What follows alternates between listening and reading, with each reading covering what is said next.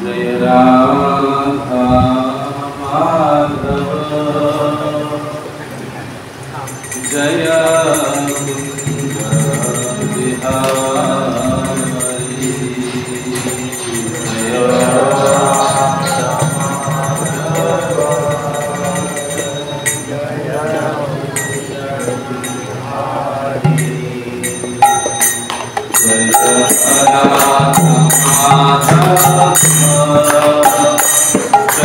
कुंज बिहारी जय राधा माधव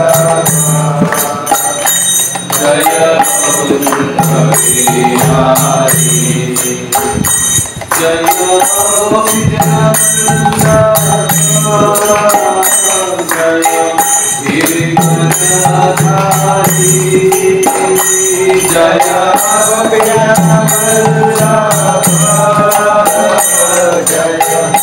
गिरिधारी जय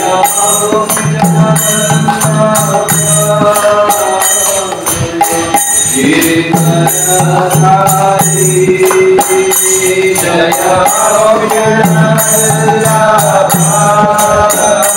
जय गिरिधारी जय यशोदानंद जय गजनंद जय यशोदानंद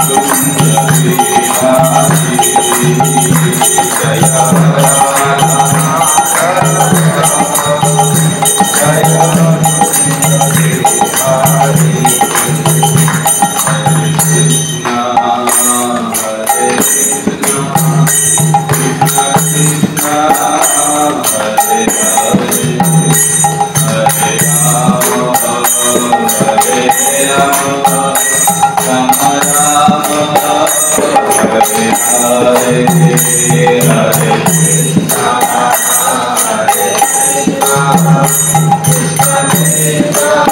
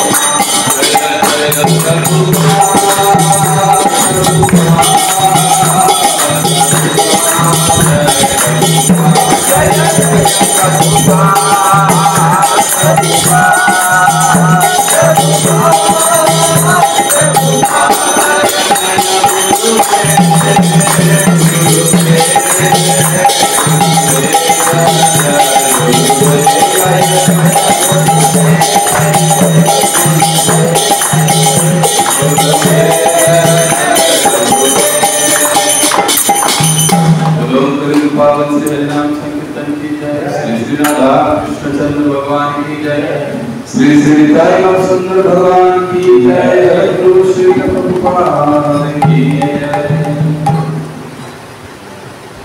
ओम नमो भगवते वासुदेवाय। ओम नमो भगवते वासुदेवाय। ओम नमो भगवते वासुदेवाय। ओम नमो भगवते वासुदेवाय। ओम नमो भगवते वासुदेवाय। ओम नमो भगवते वासुदेवाय। नारायणं नमस्कृत्यं नरं चैव नरोत्तमं देवीं सरस्वतीं व्यासं ततो जयमुदीरये।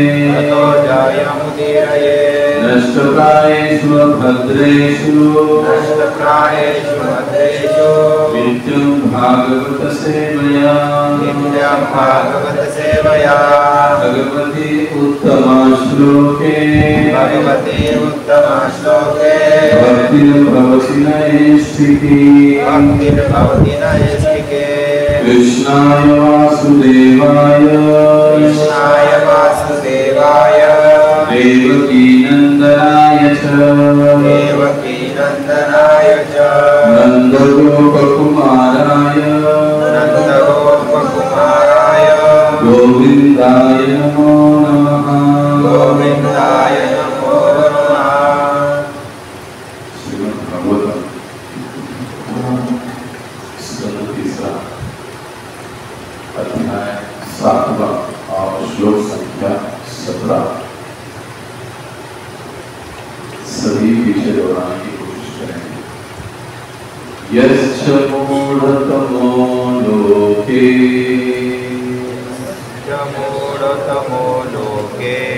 यश्च बुद्धे परंगतः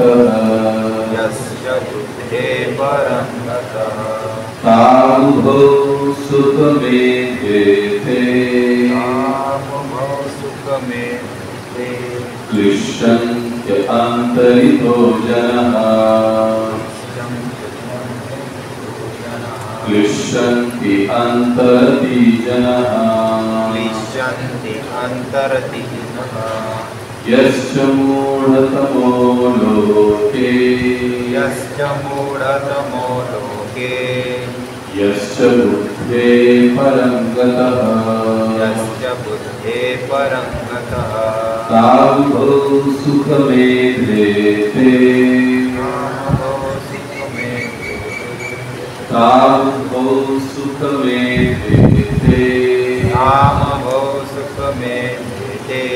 क्लिश्यन्त्य अन्तरितो जनः। क्लिश्यन्त्य अन्तरितो जनः। यश्च मूढ़तमो लोके यश्च बुद्धे परंगतः तावुभौ सुखमेधेते क्लिश्यन्त्य अन्तरितो जनः। अनुवाद तथा प्रभुपाद की जय। निकृष्टतम मूर्ख तथा समस्त बुद्धि के परे रहने वाले दोनों ही सुख भोगते हैं, जबकि उनके बीच के व्यक्ति भौतिक क्लेश पाते हैं। हम इसको दोहराएंगे, सभी पीछे दोहराइए। निकृष्टतम मूर्ख, कठिन लग रहा है। निकृष्टतम मूर्ख तथा समस्त बुद्धि के परे रहने वाले दोनों ही सुख भोगते हैं, जबकि उनके बीच के व्यक्ति व्यक्ति भौतिक क्लेश पाते हैं। भौतिक क्लेश पाते हैं। तात्पर्य, निकृष्टतम मूर्ख भौतिक क्लेशों को नहीं समझते। वे हंसी खुशी के साथ अपना जीवन बिताते हैं और जीवन के क्लेशों के विषय में जिज्ञासा भी नहीं करते। ऐसे लोग लगभग पशुओं के स्तर पर होते हैं जो भौतिक क्लेशों से अवगत नहीं रहते। यद्यपि श्रेष्ठ जनों की नजरों में वे सदैव दुखी रहते हैं। शूकर का जीवन सुख के मानदंड के अनुसार गिरा हुआ है, क्योंकि इसमें गंदे स्थान में रहना, किसी भी क्षण संभोग में रहना और जीवन के संघर्ष के लिए कठिन श्रम करना होता है। किंतु शूकर को यह बात ज्ञान नहीं है। इसी तरह जो मनुष्य भौतिक जगत के कष्ट से अवगत नहीं होते तथा यौन जीवन और कठिन श्रम में सुखी रहते हैं, वे निकृष्टतम मूर्ख हैं। फिर भी चूंकि उन्हें कष्टों का कोई ज्ञान नहीं होता है, वे तथाकथित सुख को भोगते प्रतीत होते हैं। अन्य श्रेणी के लोग जो कि मुक्त है तथा बुद्धि से ऊपर दिव्य पद पर स्थित है, वास्तव में सुखी है और परमहंस कहलाते हैं। किंतु वे लोग जो न तो कुकरों शुक्रों की तरह और न ही परमहंस के स्तर पर है, भौतिक क्लेशों का अनुभव करते हैं और उनके लिए परम सत्य विषय जिज्ञासा आवश्यक है। वेदांत सूत्र का कथन है, अथातो ब्रह्म जिज्ञासा। अब मनुष्य को ब्रह्म के विषय में जिज्ञासा करनी चाहिए। ये जिज्ञासा उन लोगों के लिए आवश्यक है जो परमहंस तथा उन मूर्खों के बीच के हैं, जिन्होंने इंद्रिय बुद्धि वाले जीवन के बीच में आत्म साक्षात्कार के प्रश्न को भुला दिया है। ओम अज्ञानतिमिरान्धस्य ज्ञानाञ्जनशलाकया चक्षुरुन्मीलितं येन तस्मै श्रीगुरवे नमः। नमो विष्णुपादाय कृष्णकृष्णाय भूतले श्रीमते भक्तिवेदान्त स्वामिने नमस्ते सारस्वते देवे गौरवाणी प्रचारिणे निर्विशेष शून्यवादी पाश्चात्यदेशकारिणे। जय श्री कृष्ण चैतन्य प्रभु नित्यानंद श्री अद्वैत गदाधर श्रीवासादि गौर भक्तवृंद। हरे कृष्णा कृष्णा कृष्णा हरे हरे, हरे राम राम राम हरे हरे। मुक्तं करोति वाचालं यत्पादमहं वन्दे।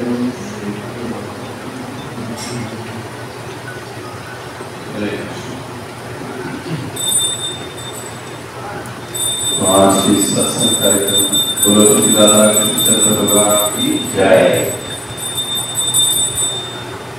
समाप्ति के समय शुरुआत कर रहे हैं।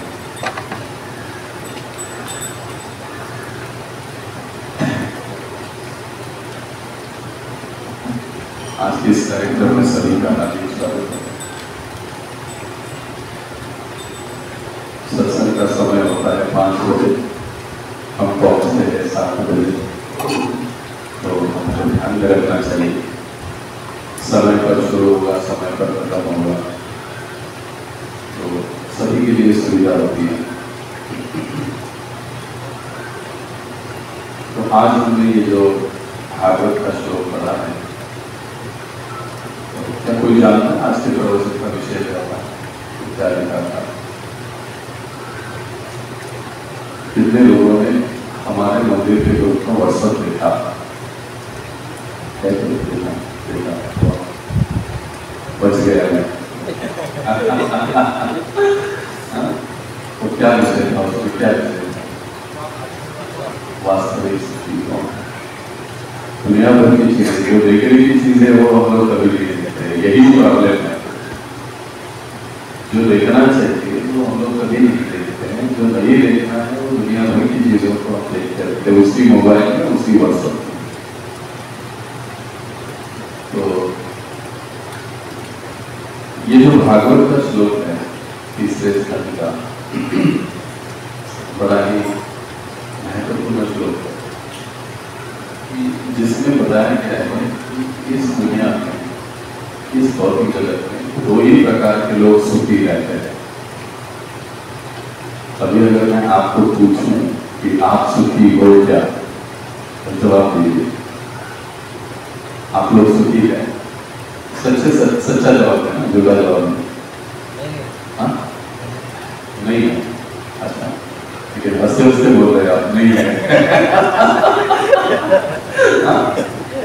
कितने लोग सुखी है? किसी को गारंटी कि मैं सुखी हूं? पक्का? टेम्पररी सुखी, ये अच्छा है, इधर भी हुआ नहीं है। तो वैसे जवाब सही है, टेम्पररी सुखी। तो ये जो विषय है कि वास्तविक कौन है, ये विषय, इस विषय का आधार ही ये श्लोक है। और इस श्लोक में विदुर के द्वारा बहुत सारे प्रश्न पूछे गए थे। उसमें से ये एक प्रश्न था कि हे महात्मा गण, यानी मैत्रेय मुनि को ये प्रश्न पूछा जा रहा है, तो वे पूछ रहे हैं कि हे महात्मा गण, आप मुझे ये समझाने की कोशिश करें कि इस इतने बड़े भौतिक संसार में सभी जीव इस भौतिक जगत में सुख आनंद को प्राप्त करने में लगे हुए हैं, लेकिन आप तो, यानी कौन पूछ रहा है? विदुर पूछ रहे हैं मैत्रेय मुनि को कि आप तो साक्षात्कारी पुरुष है। देखो, एक साक्षात्कारी पुरुष कभी नहीं कहता कि मैं भी साक्षात्कारी पुरुष, विदुर भी कोई कम नहीं, फिर भी वो मैत्रेय मुनि को कहते हैं कि आप तो साक्षात्कारी पुरुष है, ज्ञानी पुरुष है, आप मुझे समझाइए कि इस जगत में वास्तविक सुखी कौन है। और तब ये श्लोक आया जाता है, तो उसमें जवाब दे रहे हैं कि इस भौतिक जगत में दो ही प्रकार के लोग सुखी है।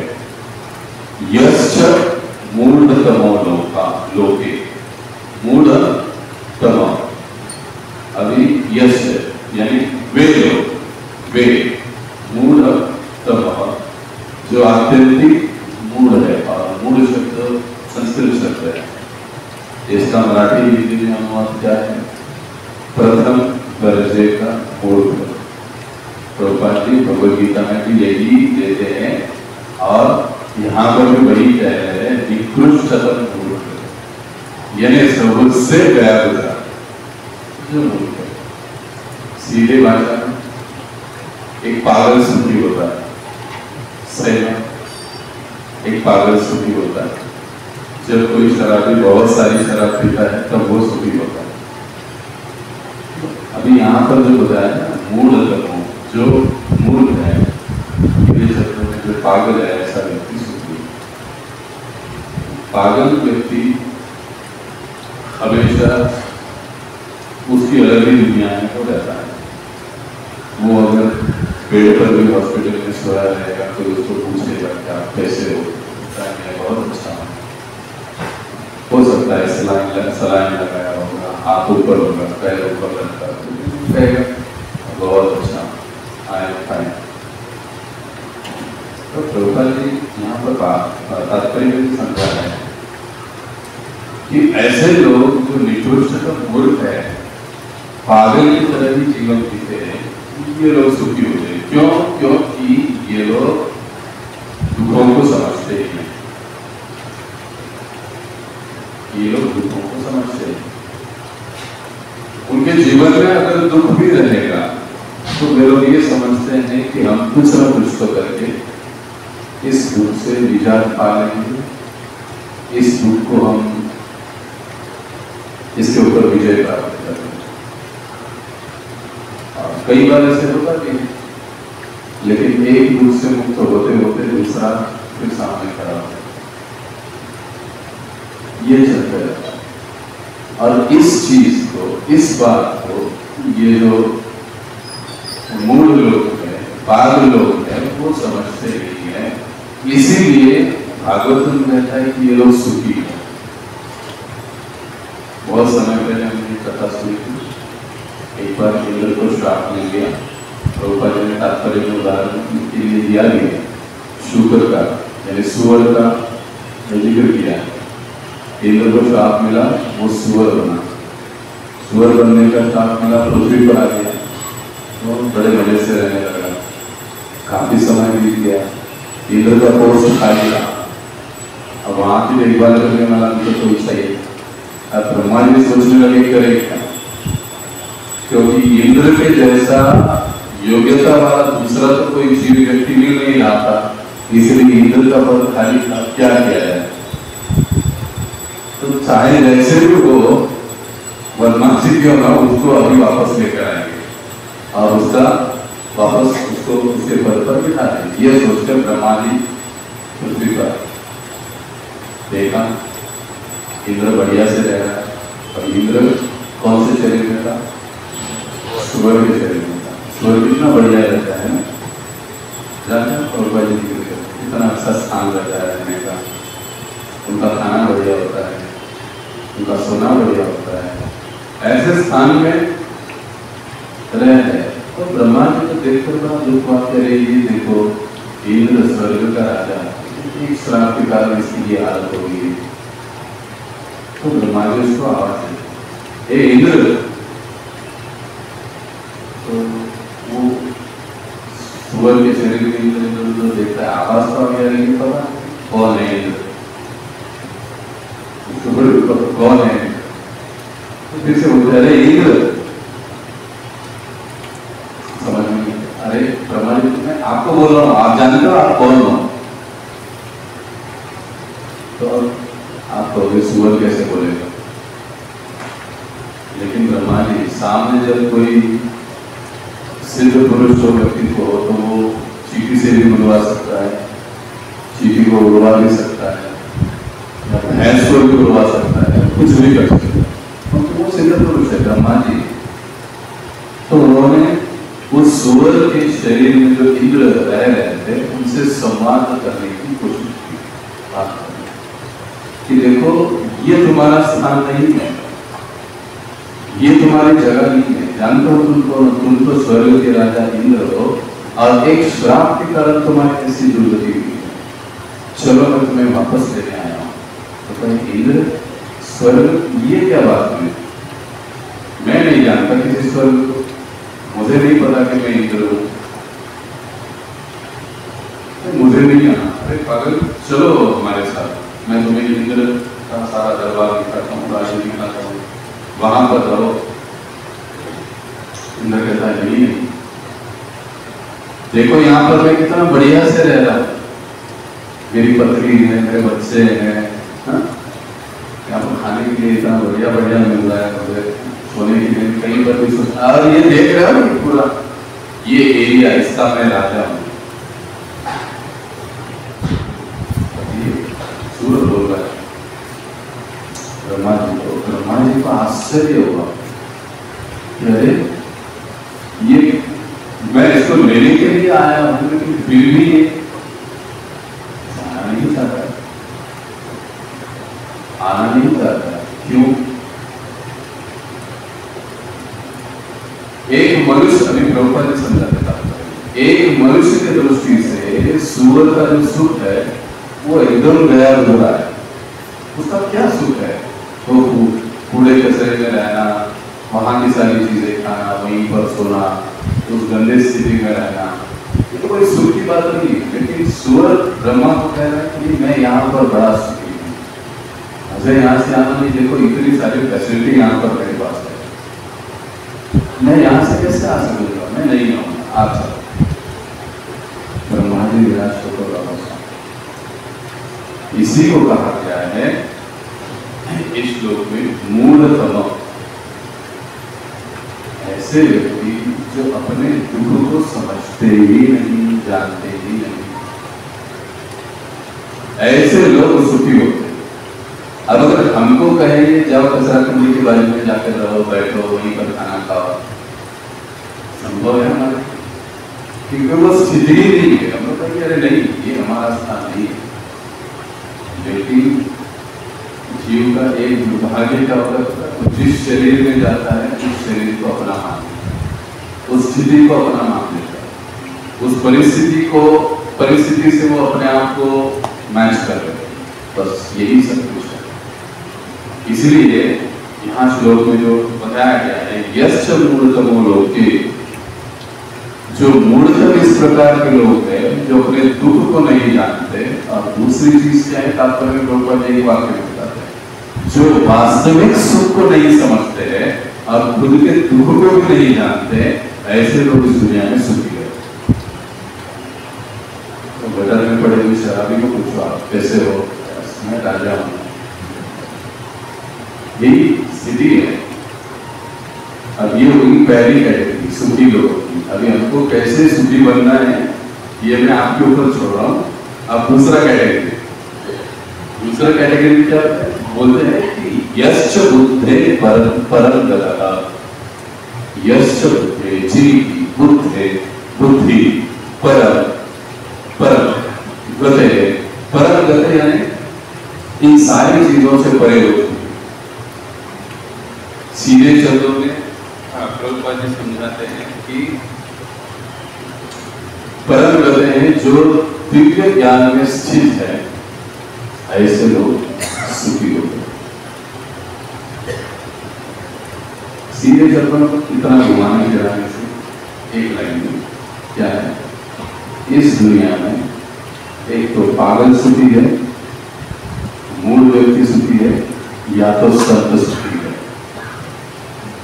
जो शुद्ध भक्त है, जो इस भौतिक जगत से परे है, ब्रह्म भूत प्रसन्नात्मा न सोचती न कांक्षति, जो इन चीजों से परे है वो सुखी है। उसको किसी चीज से कोई फर्क नहीं पड़ता। तुकाराम महाराज, ज्ञानेश्वर महाराज, मीराबाई, जनाबाई, हरिदास ठाकुर, श्रील प्रभुपाद, उनके जीवन में कैसी कैसी परिस्थितियां हैं, उनको कोई फर्क नहीं पड़ा, वो अपने रास्ते चलते हैं। ये वास्तविक। अब इस दुनिया में ये दो ही प्रकार के लोग सुखी है। अब मैं आपसे जवाब चाहता हूं, हम लोग पागल या मूर्ख है कि नहीं? इसमें भी कंफ्यूज हो आप लोग। हम लोग पागल है, मूर्ख है कि नहीं? नहीं, पक्का कोई भी यहाँ पर पागल नहीं है, मूर्ख नहीं है। तो इसका मतलब क्या है?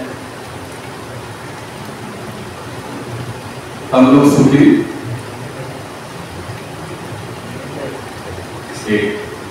अब हमारे में से यहाँ पे कोई संत है, साधु है, मैं भी उसमें आता, मैं भी कोई साधु संत नहीं, तो मैं भी उसमें आता। यानी क्या हम लोग संत है, साधु है, या हम लोग कोई क्या कहते हैं आत्मसाक्षात्कारी पुरुष, ऐसा कुछ बातें है यहाँ पर? आप में कोई होगा तो पता नहीं, लेकिन मैं गारंटी नहीं है कोई। हम लोग संत भी नहीं, साधु भी नहीं, पागल भी नहीं, तो फिर हम सुखी है? अभी भी कंफ्यूजन है तो बताइए, प्रभु जी ये समझ में नहीं आ रहा है, या हमको पट नहीं रहा है, या हमको हजम भी नहीं हो रहा है। ना ही तो हम लोग पागल है, ना ही तो हम लोग मूढ़ है, और ना ही तो हम लोग संत है, ना ही तो हम लोग ऐसे कोई शुद्ध भक्त है। तो ऐसी स्थिति में पागल को कहना है, जो संत है और जो पागल है वही सुखी है। तो हम लोग दोनों भी नहीं, तो फिर हम लोग क्या है? दूसरे लाइन क्या होता है? ताबु भो सुख में देते क्लिशंत अंतरितो जनः। ताबु भो का मतलब क्या है? तो उन उभो, ताबु भो मतलब उन दोनों, किन दोनों में? पागल और शुद्ध, पागल और संत, इन दोनों में क्या है? अब सुख में देते, जो सुख को ढूंढने की कोशिश कर रहे हैं, हालांकि वो पागल भी नहीं है और जरूरत भी नहीं है, लेकिन फिर भी सुख चाहते हैं कि हम सुखी हो जाए, हम आनंद हो जाए, हमको ये सारी चीजें मिल जाए। क्लिश्य, क्लिश्य गीता में भी एक शब्द है। कौन से शब्द? ये शब्द ऐसा ही शब्द भगवद गीता में भी, मन चष्टानिन्द्रियाणि प्रकृति स्थानी कर्षति। कर्षति का मतलब है क्लिश्यति। दोनों संस्कृत शब्द है, मतलब संघर्ष कर रहे हैं। तो संघर्ष सुखमय होता है कि दुखमय होता है? कितनों को लगता है संघर्ष सुखमय होता है? हाँ, संघर्ष सुखमय होता है कि दुखमय? मैं जब बोल रहा हूं समझ रहे हैं? तो संघर्ष सुखमय होता है कि दुखमय? कितना को लगता है कि संघर्ष सुखमय है? अच्छा, संघर्ष दुखमय है, कितनों को लगता है? क्यों ऐसे? संघर्ष कभी भी सुखमय नहीं होता, इसलिए वो शब्द भी ऐसा है, घर्षण। दो चीजें जब एक दूसरे पर घसी जाती है, घिसी जाती है, तो उससे आवाज भी कान को तकलीफ देने वाला करता है। दोनों चीजों को भी तकलीफ होती है, भले ही वो निर्जीव क्यों ना। दो व्यक्ति जब आपस में संघर्ष करते हैं, वो भी तकलीफ होती है, उनको भी तकलीफ होती है। इसका मतलब क्या है? सीधा और सरल, इन दो लोगों के अलावा जो तीसरी कैटेगरी है, जो पागल नहीं है, जो संत नहीं है, लेकिन जो इस भौतिक जगत में सुख को खोजने का, ढूंढने का, प्राप्त करने का प्रयास कर रहे हैं, ये लोग केवल और केवल क्लेश या तकलीफ पाते हैं। क्लिश्यंत अंतरितो जहाँ, अंतरितो केवल क्लेश की प्राप्ति करते हैं। क्यों? क्योंकि वो ना ही तो पागल है, ना ही तो संत है। अगर हमको सुखी बनना है तो फिर हमको क्या बनना पड़ेगा? भागवत के हिसाब से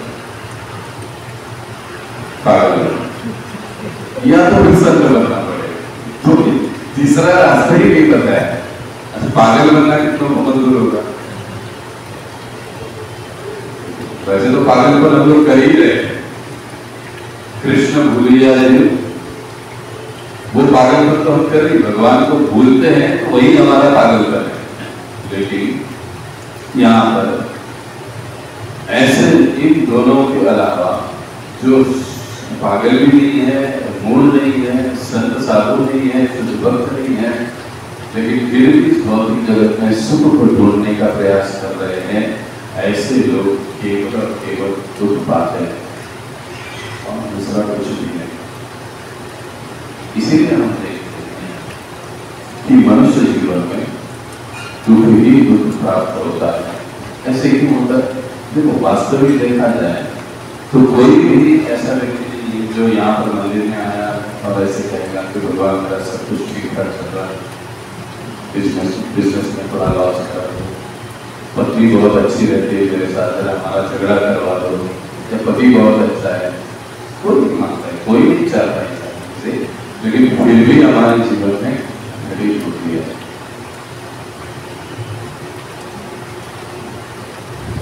अब ये जो चीजें घटित होती है, इसका कारण है जो पहले श्रेणी का मूढ़तम व्यक्ति है वो दुखी है, सभी दुखी है, लेकिन भ्रम के कारण वो अपने आप को सुखी मानते हैं। लोग सुखी है। प्रभुपाद जी कहा करते थे कि एक कुत्ता 4 पैर पे घूम रहा है और एक इंसान 4 पहिए की गाड़ी में घूम रहा है, बात वही है, कोई फर्क नहीं।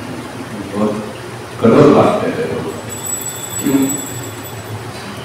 क्योंकि केवल गाड़ियों में घूमना मनुष्य जीवन का उद्देश्य नहीं है।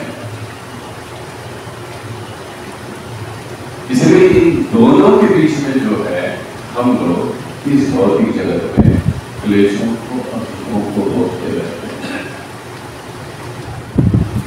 अब देखिए, एक है पागल का सुख, एक है संत का सुख। क्या दोनों का सुख एक जैसे हो सकता है? हम लोगों को जो हम लोग संघर्ष करते हैं, जो ना ही तो मूर्खम है, मूर्ख है, ना ही तो हम शुद्ध करते हैं, फिर भी हम लोग सुख के लिए संघर्ष करते हैं। सुख मिलता है, ऐसे नहीं कि हमको मिलता ही नहीं, मिलता है। कि उतारा महाराज सुख सवाल मिलता है, लेकिन वो जो सुख हमें प्राप्त होता है और जो संत या शुद्ध भक्तों का सुख है, दोनों सुख एक समान है कि उसमें कोई अंतर होना चाहिए। आपको क्या लगता है? वन में नहीं होना चाहिए, आपको भी बोलना चाहिए। हाँ, अंतर क्या अंतर?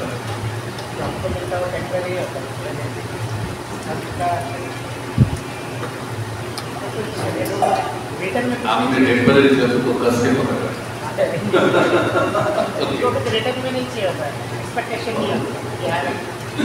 हमारे बहुत सारे परीक्षा है,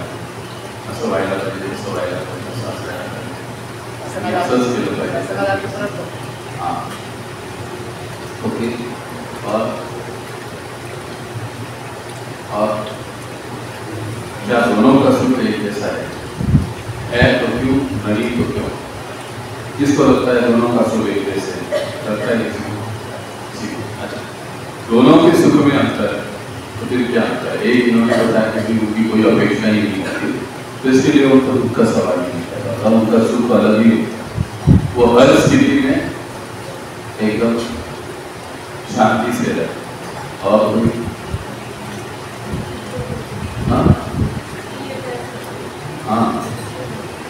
भौतिक सुख के लिए क्या? अच्छा, भौतिक सुख का गुण क्या होता है?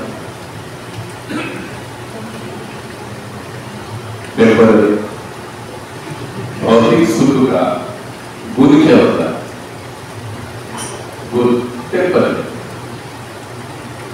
कुछ समय के लिए वो सुख प्राप्त होता है आदमी।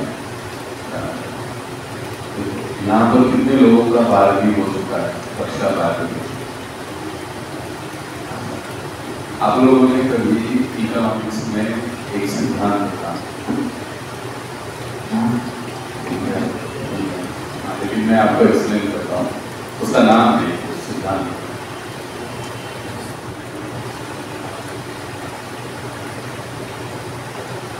कि हमको पेरू खाने की इच्छा होती, उसके लिए हम बहुत प्रयास पेरू खाओ, पेरू खाने की इच्छा।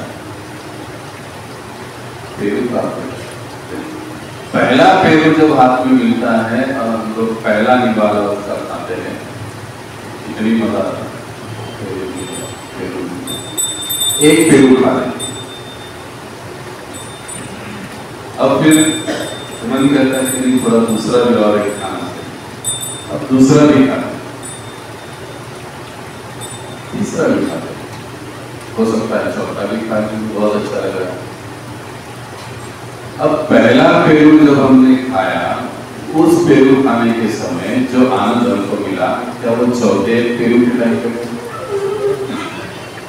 यही भौतिक सुख का स्वरूप होता है।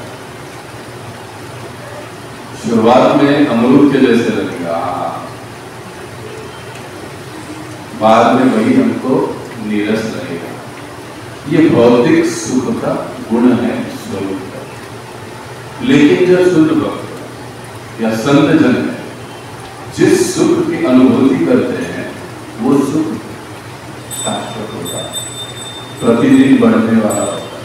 देखो, एक सर्वसाधारण जैसे व्यक्ति को अगर कोई कहता है कि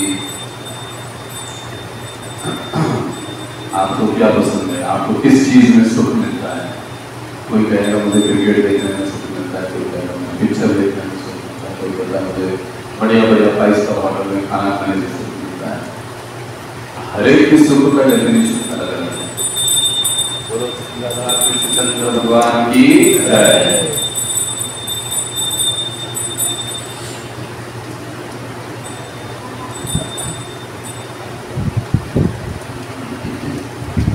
तो हर एक का सुख का जो डेफिनेशन है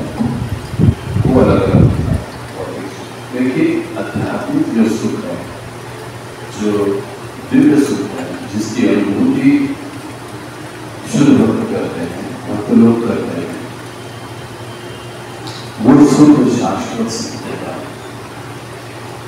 और वो सुख शाश्वत होने के कारण सालों साल जो साधु होते हैं, जो भक्त लोग होते हैं, वो उस पथ पर चलते हैं। देखिए, अगर किसी चीज में हमको आनंद नहीं प्राप्त होता है, सुख नहीं मिलता है, तो क्या हम उस चीज को कंटिन्यू करते हैं? कुछ काम का नहीं, ये कुछ उपयोग का नहीं, हम उसको छोड़ देते। लेकिन जब उस चीज से हमको आनंद बार बार प्राप्त होता है, नीरस नहीं लगता, भौतिक सुख की तरह, तब उस रास्ते पर हम लोग एकदम रास्ते चल पड़ते हैं। तो यहाँ पर जो प्रभुपाद जी हमको समझाते हैं कि वही व्यक्ति वास्तविक सुखी है, अधिक समय नहीं हुआ, कि जो ये समझता है कि इस भौतिक जगत का स्वरूप ही दुखालय है। इस भौतिक जगत में जैसे वर्षा का मौसम है, वर्षा बाहर हो रही है, और अगर मैं बाहर निकलता हूँ और मैं ये सोचता हूँ कि मुझे गीला नहीं होना, मैं गीला नहीं होगा, तो क्या ये संभव है? ये कभी संभव नहीं। बरसात हो रही है, मैं बरसात में चल रहा हूँ, इसका मतलब मैं गीला होने ही वाला हूँ।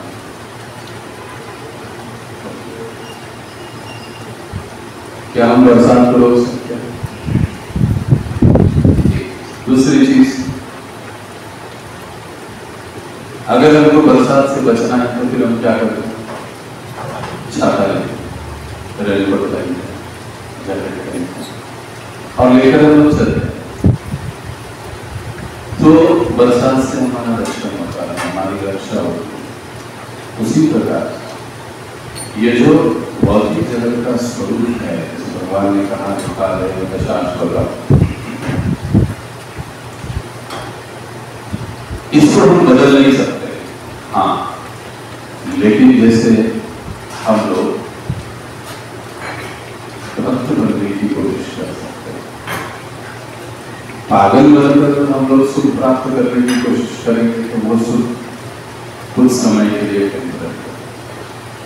लेकिन अगर हम भगवान की शरण में आकर हम भगवान की सेवा में लग जाते हैं, तो जो सुख के लिए हम प्रयास कर रहे हैं, वो सुख हमें सहज ही प्राप्त हो जाता है। इसलिए भागवतम में और एक जगह पर एक बात कही जाती है कि जब हम अपने इंद्रियों को इस संसार में मग्न करा देते हैं, या सुनने में, खाने में, पीने में, भोगों में व्यस्त करा देते हैं,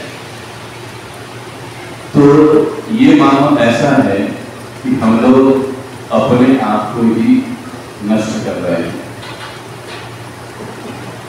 वास्तविक सुख उसमें है कि हम भगवान की शरण में आए और उनकी सेवा में, उनकी सेवा से जो सुख प्राप्त होता है, उनके नाम जप से, हरे कृष्णा कृष्णा कृष्णा हरे हरे, हरे राम राम राम हरे हरे, जो सुख प्राप्त होता है, वो सुख अन्य किसी चीज से हम इस दुनिया में प्राप्त नहीं करते।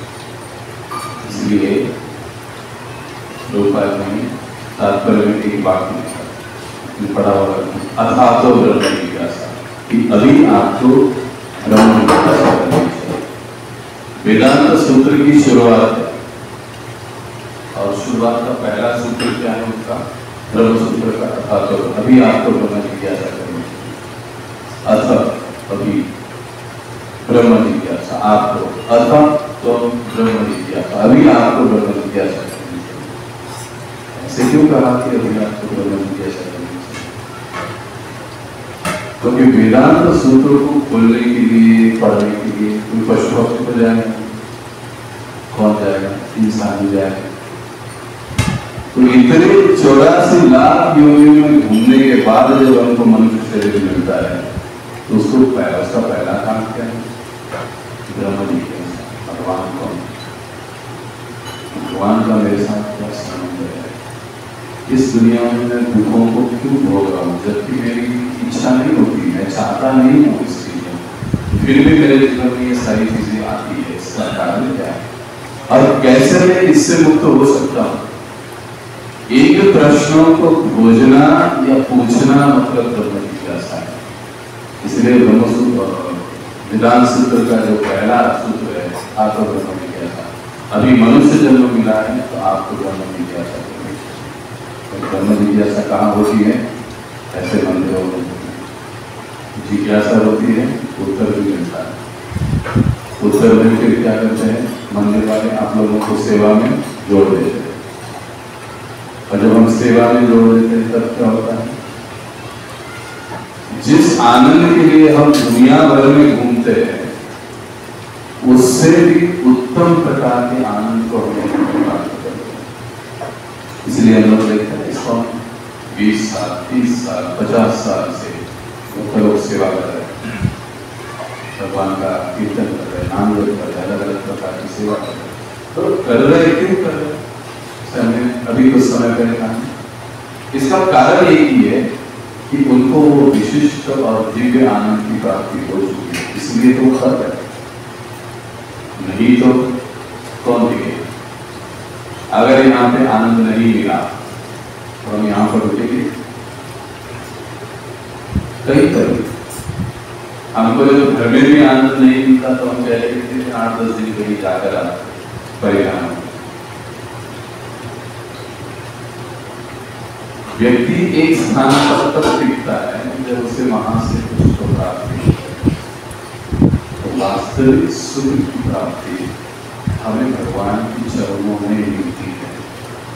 इसलिए मनुष्य जीवन का पहला लक्ष्य कहिए, कर्तव्य कहिए, ये है कि भगवान के बारे में जिज्ञासा करना और उनके बारे में श्रवण करना, सत्संग करना और अपने आप को वास्तविक आनंद की ओर या सुख की ओर ले जाना। दुनिया में हम लोग जितनी सारी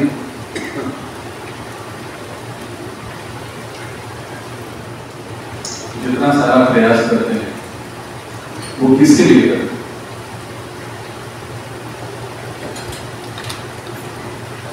8 घंटा ड्यूटी करते हैं, 12 घंटा ड्यूटी करते हैं, माताएं जिंदा घर में काम करती है, किस लिए? क्या उसके पीछे कारण क्या हो? पैसा। पैसे का उद्देश्य है अंतिम सुख, आनंद, उसी के लिए आप व्यक्ति काम करते हैं। लेकिन जब हम भगवान के शरण में आते हैं तो वो सुख हमें सहज ही प्राप्त होता है। जो भगवान के आश्रय में होते हैं, भगवान के शरण में होते हैं, मेरी वास्तविक सुखी है। मैंने भी विदुर जी को समझाया। अब अगले श्लोक में वो और बताया कि जो आनंद कंद भगवान के श्री चरणों की शरण लेता है और अपने जीवन को उनकी सेवा में समर्पित करता है, हे महात्मा, इस भौतिक जगत में वही व्यक्ति वास्तविक सुखी है। बाकी भी कोई नहीं, इतना भी है आई एम हैप्पी, लोग सुखी नहीं। इंटरनली सब जानते हैं वो कितने सुखी है, बाहर से कुछ नहीं कहते। लेकिन तो सबसे महत्वपूर्ण इस श्लोक की शिक्षा क्या है? जब तक हम भगवान की शरणागत नहीं होते, उनकी सेवा में, उनके नाम जप में हम लोग नहीं करते हैं, सत्संग कथाओं में जब तक हम लोग नहीं जुड़ते हैं, तब तक हम लोग मनुष्य जीवन का जो वास्तविक आनंद है, सुख है, उसको प्राप्त नहीं कर सकते।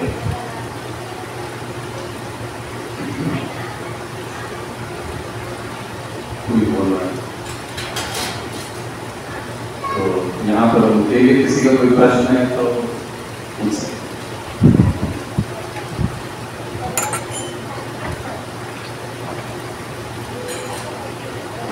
वैसे इस विषय पर कहने जैसी बहुत सी बातें हैं, इस समय का काफी अभाव है। बार बार अनुरोध करते हैं कि आप समय पर आइए, 5 बजे पहुंचिए, तो सारी चीजें आसान होंगी।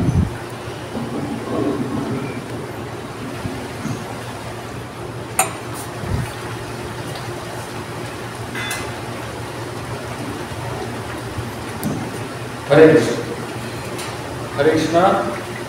आज प्रभूजीने आपलं जे बहुमूल्य वेळ काढून आपल्याला जे सुखाविषयी त्यांनी सांगितलं, आपण त्यांचा आपल्या पारंपरिक